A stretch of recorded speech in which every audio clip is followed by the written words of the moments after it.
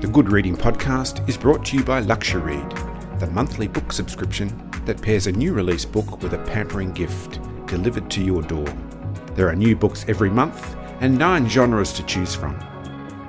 Why not spoil yourself or give the gift of a Luxury-Read subscription today? Visit luxury.com.au to find out how. Hello and welcome to the Good Reading Podcast. Jaclyn Moriarty is the best-selling author of novels for young adults and adults, including Feeling Sorry for Celia, The Year of Secret Assignments, and The Colours of Madeline trilogy. She's been the recipient of numerous awards, including the New South Wales Premier's Literary Award, the Queensland Literary Award, and the Aurealis Award for Fantasy. Today, I'm talking to Jaclyn Moriarty about the latest book in the Kingdoms and Empires series, The Astonishing Chronicles of Oscar from Elsewhere. Jaclyn, welcome to the Good Reading Podcast. Thank you so much for having me on. The first thing we've got to talk about is Oscar from Elsewhere. And Oscar is rather cheeky. Can I call him a charming skateboard-wielding smartass? Yes, you can. That'll be good. That's perfect. Thank you. Yeah. Tell me a little bit about Oscar. Sure. Oscar is a 12-year-old boy who lives in our world, and he is skipping school one day when he goes to go to the local skate park to skate, and he is told that there is a way through this skate park to the biggest, best skate park in the world, a kind of magical portal through, which he finds very unlikely, but finds himself in this other world where this amazing giant skate park turns out not to be an amazing giant skate park at all, but an elven city. The opening scene with him in the headmistress's office, that's where I got the sense that he was rather cheeky, but he also seems to be quite young to be so sceptical about life and teachers. Where does his skepticism come from? Well, I think there's a lot, you don't want to give away too much about him, that emerges about him as the book goes on. So I think he's quite typical of a certain kind of boy. I have a son who's 15 now, but he was about 12 when I was writing the book, and the character of Oscar was definitely inspired not just by my son himself, he's a very good boy now, but was pretty naughty when he was 12, but also by his friends who are so sophisticated in the ways of the world. 12-year-old boys, they're naughty little boys, but they also know exactly what's going on, and they can be very cynical and sharp, and I love them. I love all my son's friends, and they have a different way of seeing the world, which is, we would consider disrespectful. Well, it is disrespectful often, but and that I can see why it would drive teachers absolutely mad, but which is also kind of wonderfully irrepressible, and I'm really drawn to it as a way of saying, well, this is a different way of seeing the world, that obviously we don't want them to be rude, and there's a lot of issues with boys silencing girls in the class because I'm not talking about all boys, but some boys who are too noisy and take too much attention. But I just wanted to think about it in a different way and think, why are they being like this, and how can we maybe draw out what's best in that? Because it is good to be questioning the world and seeing it in a different way. Absolutely. And the story, or these chronicles, are told from 2 different perspectives. Oscar, obviously, that's a word that Oscar uses a lot, obviously, and Imogen. And Imogen seems to me to be equally precocious, if I can use that word, but she's evidently a bit more serious about the situation she's facing. Tell me about Imogen. Well, Imogen is the first of 3 sisters, and because she's used to being a big sister to her little sisters, she's used to being responsible. She also is a person who lives in the world that Oscar has entered. So to Oscar, the whole thing is a big game and fantasy because he doesn't really understand what's going on. So she understands that this is a serious, dangerous situation they're in. And Oscar and Imogen are parallel in some ways because they're both children who are still children, but who have been asked to be responsible for themselves to be more grown up than they should be for their age. So Imogen has had to be responsible for her two younger sisters, and Oscar is constantly left alone and had to be responsible for himself. So they're completely different people, but they have connection. And that's where the story begins, I suppose. It begins with these three sisters, Imogen, Astrid, and Esther, who's a rain weaver. And they're summoned to the Elven city of Dun-sorey-lo-vay-lo-hey. I hope I got that right. Might be a syllable missing, but I think that's close. Okay. And they're summoned to perform a cure for a spell that the Doom Lantern witches have cast on the elves. What is the spell? What is the cure? And what are the challenges this group of young people are facing in performing this cure? The cure is Esther is a middle sister, Imogen's next sister down, and as a rain weaver, she's the only person in all the kingdoms and empires who can cure shadow magic spells. So in this world, there are shadow mages and there are spellbinders and true mages. And true mages are people like elves and fairies, and shadow mages are people like wills and radish gnomes. And as the rain weaver, Esther is in high demand to cure people of the kind of effects that shadow spells can have on them. So shadow spells can be reasonably low-key but cruel, such as causing a tree to fall on someone and break their leg, or it can be more extreme spells causing someone to find it impossible to stop dancing for years at a time. So that can be very destructive to them.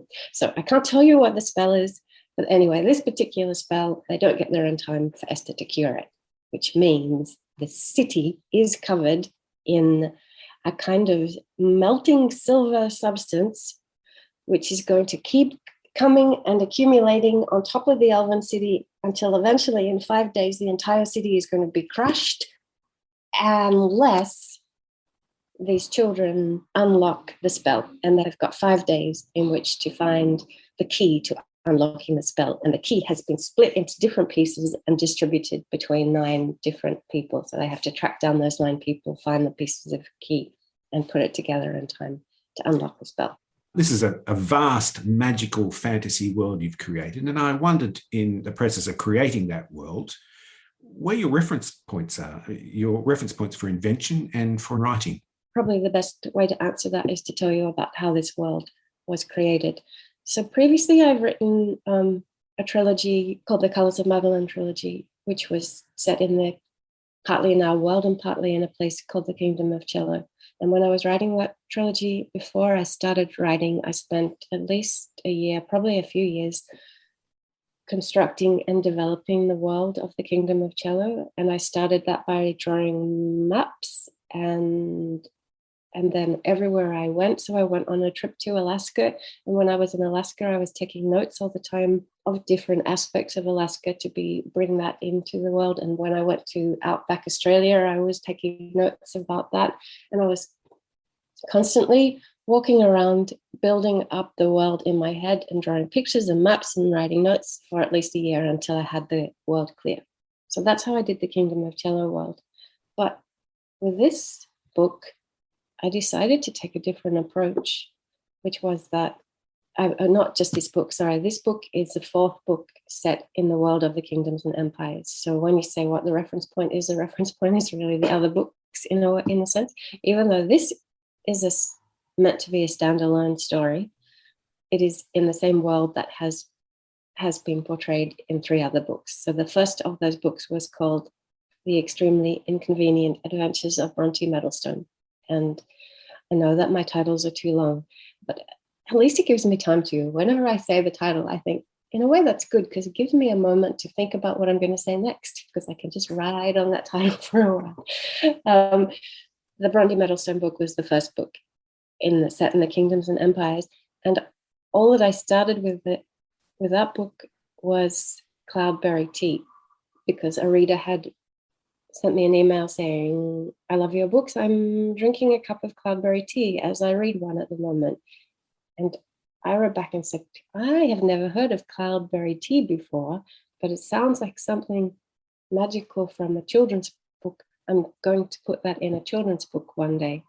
And so I wrote the first chapter of a book about a baby being abandoned in her aunt's apartment block in a pram with a canister of cloudberry tea without knowing what that was about or how it had happened or where anything would go.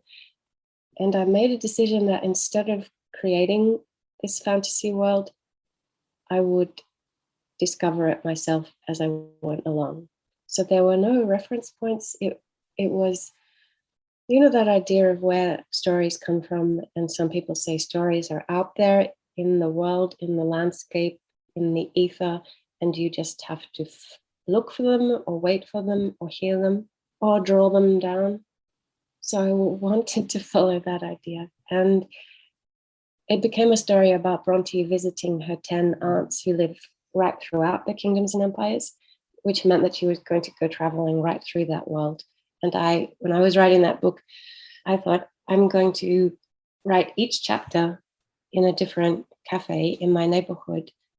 And that will be replicating Bronte's own journey. So I'm following Bronte around the kingdoms and empires by going to a different cafe. And each time I get to a cafe, I'm just going to close my eyes and wait until see what I see. One thing that's common through all those books is these beautiful illustrations by Kelly Canby, and they seem to be like almost a perfect match for your writing. How do those illustrations come about? What's the relationship between you and Kelly? I love Kelly Canby, and I think she's magic, and I adore her. She lives in Perth and I'm in Sydney, but I have met her a couple of times, and she's as lovely and magical in person as her illustrations suggest. When I first wrote The Kingdoms and Empires, my publishers were thinking about an illustrator for the book, and they sent me a few samples of various different illustrators, and I liked them all. They were all, oh, this is nice, that's good, oh, this is nice, that's good, we'll try that, maybe this one. And then they sent me a few of Kelly Canby's pictures, and I thought, that is exactly the kind of illustration that I like. They feel real, but there's something loving and humorous and diffusive and exuberant about the pictures, and they just felt like my characters, and it felt like she really understands the world that I want to create. Talking about understanding worlds, you appear to be a fully grown adult, but your outward appearance is in no way indicative of what seems to be happening in your brain. You seem to have no trouble making contact with your inner child, I suppose. And these are wonderfully imaginative books. So I put it to you that you are yet to grow up, and although at the same time, I hope you don't. I think that's the kind of thing that there's a part of me thinking I should be offended by that, but I am really pleased to hear it. My favorite kind of people are the people who still have a kind of childlike sense of wonder, and if we lose that, then we lose something special, and we lose the magic. I was reading on Twitter the other day, someone tweeted something about, she wrote something like, did you used to get incandescent with rage when you were a child, reading a book with an alternate magical world, which ended with the main characters having to be cut off from that magical world to signify that they had grown up now? And so she was saying, you know, those books where they say, no, we cannot go to Narnia anymore. We have to close that cupboard because we're grown-ups now. And when I read that, I thought, that is exactly why I keep writing children's books now, I think, because they did make me incandescent with rage. It was infuriating when they said to be a grown-up meant you cannot explore magical worlds anymore. I think we need to explore magical worlds because it's a genuine, legitimate part of the world that we live in. And it's a lie to say there isn't magic. So I think it's wrong. The Astonishing Chronicles of Oscar from Elsewhere is the fourth in the Kingdoms and Empires series. I haven't read them all yet, but I wondered if I could work backwards, or do I have to start at the beginning of this series and end up with the Astonishing Chronicles of Oscar from Elsewhere? I don't think you have to start in any particular order, because I wanted each book to be able to work on its own, because I get really annoyed with series where you accidentally read one that's in the middle and you get confused. So you don't have to, that's not the idea, but I think it might be more pleasurable to start with Bronte and then the Whispering Wars and then the Stolen Prince of Cloudburst. But the Whispering Wars goes back in time before Bronte, so I really confused people because it's like a prequel, it's a sequel prequel, but it helps if you've read Bronte first. So I don't necessarily have the answer to that. I think that you can read in any order you want. And if you want to follow how I wrote them, then it's Bronte, Whispering Wars, Stolen Prince, and then Oscar. Sounds like good advice. So on that note, Jaclyn Moriarty, thank you for joining me on the Good Reading Podcast. It's a pleasure. Thank you for having me. Nice to see you. I've been talking to Jaclyn Moriarty about her latest book, The Astonishing Chronicles of Oscar from Elsewhere, the fourth book in the Kingdoms and Empires series. It's published by Allen & Unwin and is available at goodreadingmagazine.com.au. My name's Greg Dobbs, and thanks for listening. This Good Reading Podcast was brought to you by Luxuread. Why not spoil yourself or give the gift of a Luxuread subscription today? Visit luxuread.com.au to find out how.